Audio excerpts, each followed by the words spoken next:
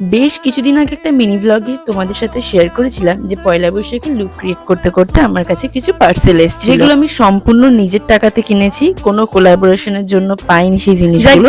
আজকে ভাবলাম কি কি পার্সেল এসছে চলো তোমাদের সাথে শেয়ার করি। আমার কাছে দুটো পার্সেল এসছে, একটা বড় বক্সে করে আর একটা কাগজের প্লাস্টিকের মধ্যে। তো ভাবলাম প্রথমে এই ছোট পার্সেলটাই ওপেন করা যাক, আর এর মধ্যে কি আছে চলো দেখাই তোমাদের। জিনিসটা আমি অর্ডার করেছি অ্যামাজন থেকে, আর এর মধ্যে ছিল বেশ কিছু ফেক নেলস, আর সেই নেলস গুলো ইউজ করবার জন্য বেশ কিছু স্টিকার, একটা বাফার আর একটা কিউটিক্যাল পোশাক ছিল। এছাড়াও কিন্তু নেল পলিশ রিমুভ করবার জন্য ওয়াইপসও ছিল। যাক গিয়ে এই জিনিসগুলো ভীষণ ভালো এসেছে এবং স্টিকারটাও কিন্তু খুবই ভালো ছিল।